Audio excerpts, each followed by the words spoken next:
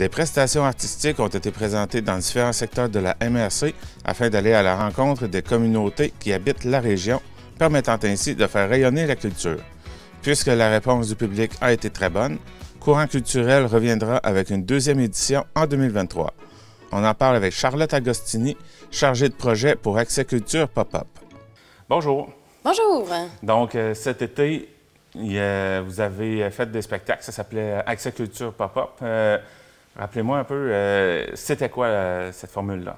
Donc, oui, c'est ça, en fait. Ce printemps, on a fait, c'était la première édition du projet Accès Culture Pop-Up, qui est un projet porté par Courant culturel Rocher-Percé et le réseau en développement social Rocher-Percé. Donc, en fait, le but du projet, c'est vraiment d'organiser des activités, des événements culturels partout dans la MRC du Rocher-Percé afin d'aller à la rencontre des gens dans leur milieu de vie. Donc, c'est vraiment aller chercher les gens qui ont peut-être moins accès à la culture, qui ont peut-être plus de difficultés à sortir de chez eux. Donc, c'est vraiment aller les rencontrer dans leur milieu pour leur offrir différents types d'activités. Donc, c'est partout dans la MRC du Rocher-Percé. C'était la première édition l'année dernière. Où avez-vous été pour faire ça? Il y avait les usines, entre autres? Oui, c'est ça. Entre autres, on est allé dans les usines à poissons à Sainte-Thérèse de Gaspé. Donc, il y avait le Lièvre et le Moignon et Gagnon et Fils, où on a fait un spectacle de musique sur l'heure du lunch. À Gagnon et Fils, c'était pendant le quart de jour et aussi le quart de nuit. Et à le Lièvre et le Moignon, c'était seulement pendant le quart de jour. Donc, c'était Juan Sébastien Larobina qui est venu pour jouer de la musique. Juan Sébastien Larobina, qui est un artiste, un musicien dans le coin de Douglastown.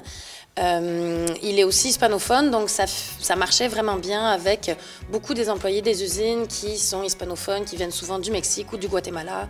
Donc, ils se parlaient en espagnol. Même les travailleurs québécois aussi, en tout cas, tu voyais qu'ils étaient vraiment contents. C'était différent pour eux d'avoir de la musique sur l'heure du midi, une activité gratuite. Donc ça, c'est un des projets.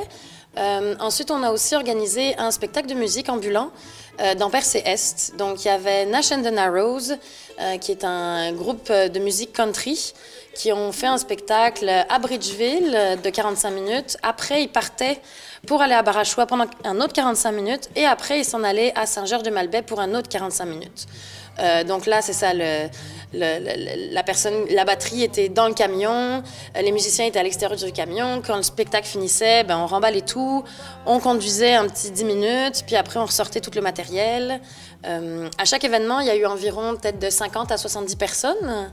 On a vu entre autres une personne dans sa voiture avec une bonbonne d'oxygène, ce qui prouve aussi que, admettons, on prend cet exemple-là, cette personne-là a sûrement plus de difficultés à sortir dans des lieux, à sortir voir des activités culturelles, mais vu que cette activité était proche de chez elle, qu'elle était accessible, qu'elle pouvait rester dans sa voiture, elle a pu venir, ce qui est quand même magnifique à voir, là.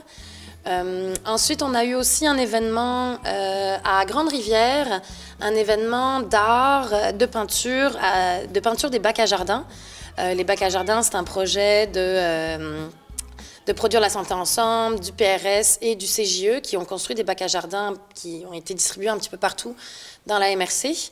Et moi, j'ai invité des artistes, donc Catherine Côte et La Fée Couleur, afin qu'elles viennent peindre ces bacs à jardin dans un événement public. Il y avait aussi des artistes de cirque qui venaient de Montréal. Donc, c'était très familial. Les enfants, ils pouvaient peindre aussi. C'était participatif. Les enfants pouvaient peindre sur ces bacs à jardin aussi. Et on a fait aussi un volet de ce projet-là, c'était d'aller dans certains milieux aussi. On est allé dans la CPE de Grande-Rivière, dans la CPE de Chandler et au Centre Émile Gamelin avec les artistes pour les peindre avec les gens qui utilisent ces services-là. On a eu aussi ensuite à Chandler une initiation à l'art underground avec Electric Sound System, qui est un collectif d'artistes de la région. Donc là, c'était un après-midi avec atelier de graffiti, atelier de sérigraphie et atelier de DJing. Encore une fois, c'était très familial. On travaillait en collaboration avec le CJE et les maisons des jeunes. Tu voyais il y avait plein de jeunes qui peinturaient sur des grosses feuilles de papier. Il y avait des gens qui faisaient de la sérigraphie et qui repartaient aussi avec leurs bouts de tissu. Donc ça, c'était pour cet événement-là. Et finalement, on a eu un atelier de musique avec Juan Sébastien Larobina, encore une fois, dans 3 lieux différents. Donc, on est allé au CPE, le CPE des Petits Coquillages à Port-Daniel. On est allé au Centre La Joie de Vivre et on est aussi allé à une résidence pour aînés à Barachois. Donc là, Juan arrivait avec sa valise, avec tous ses instruments, des instruments qui sont quand même originaux, qu'on n'a pas vus, qu'on voit jamais, parce que c'est souvent des instruments qui viennent d'Amérique du Sud ou d'Amérique centrale. Et là, il faisait voyager les participants dans la forêt, entre les rivières, il les faisait danser. Il y a des gens qui ont pleuré, il y a des gens qui ont dansé, il y a des gens qui ont ri. C'était vraiment, vraiment beau à voir. Donc, c'est pas juste des spectacles, c'est comme le nom du projet le dit, un accès à la culture sous plusieurs formes. Exactement. En fait, c'est vraiment ça. En tant que chargée de projet, c'est vraiment ça. Mon objectif, c'est d'amener la culture, et la culture, on le sait à quel point c'est large, d'amener la culture dans différents lieux. Après, c'est sûr que c'est beaucoup de travail en concertation avec les villes, avec les organismes, avec les artistes aussi. Donc, c'est vraiment voir qu'est-ce qui pourrait être le plus pertinent pour la région en tant que telle, qu'est-ce qui ferait sortir les gens, qu'est-ce qui pourrait être aussi un peu guérisseur aussi, parce que les ateliers, le but des ateliers aussi, c'était de faire découvrir des choses, de faire en sorte que les jeunes et les participants puissent s'exprimer. Donc, c'est ça, c'est vraiment un ensemble de tout ça. Et la réponse, la réaction des gens, le monde était très satisfait de ce que vous avez offert? Très satisfait. Je pense que le projet a eu un impact, même si c'était des événements qui se passaient sur une seule journée. Le projet a eu un impact aussi sur le long terme. Je sais qu'on en parle encore beaucoup, que c'est quelque chose que les gens veulent qu'ils reviennent. C'est vraiment un service à la communauté. C'est quelque chose de gratuit. C'est vraiment beau. Ça permet de faire vivre aussi, de faire connaître des artistes de la région. C'est ça, de faire participer aussi des organismes de la région. Donc, c'est vraiment un organisme pour les gens de la MRC du Rocher-Percé. D'ailleurs, pour l'an prochain, c'est déjà en cours. Vous avez déjà préparé la programmation d'une nouvelle édition? Oui, je dirais pas que la programmation est complète. Je suis rentrée en poste il y a quelques jours.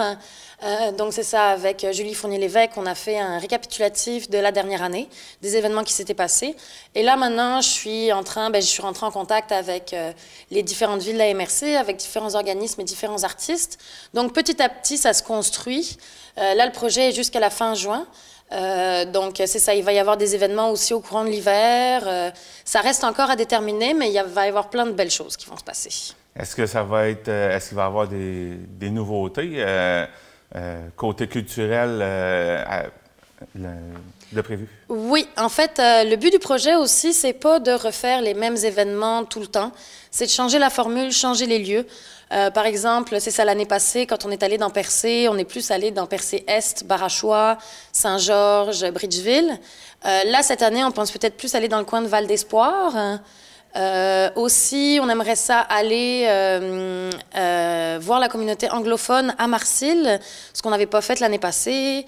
Et c'est ça, c'est de changer aussi au niveau des artistes, travailler avec différents artistes, différents organismes, pour vraiment changer un petit peu, changer les activités, là. Donc, l'an prochain, ça devrait être dans la même période à peu près cette année? Ça va être peut-être un peu plus étalé. Ça va peut-être commencer à l'hiver. L'année passée, ça avait vraiment plus commencé au printemps. Là, ça va être un peu plus étalé entre l'hiver puis le printemps, là. Hiver 2023? Oui, exact. Donc, ça commencerait en début d'année? Après, les événements vont sûrement pas être en janvier 2023, mais c'est ça, c'est aussi, il faut prendre le temps de contacter les organismes et les artistes, donc c'est quand même beaucoup de concertation, donc ça prend un petit peu plus de temps.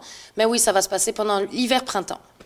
Donc, quand ça va être le temps, les gens vont pouvoir consulter le site web de Courant culturel pour savoir où est-ce que vous êtes et qu'est-ce qui va se passer? Exactement. Le site web de Courant culturel et aussi la page Facebook. On fait beaucoup d'événements. Souvent, on va mettre sur pied des événements Facebook pour appeler les gens si c'est un événement extérieur. Aussi, moi, j'en appelle aussi à des artistes ou à des organismes ou même à des villes. Si vous avez des recommandations, si vous avez envie de me parler, si vous avez un projet en tête, vous pouvez me contacter à mon adresse email, c'est agostini, donc c'est agostini, @rdsrocherpercé.com. Je suis vraiment ouverte à toute proposition, donc c'est ça. N'hésitez pas à me contacter si vous avez des idées. On a fait le tour?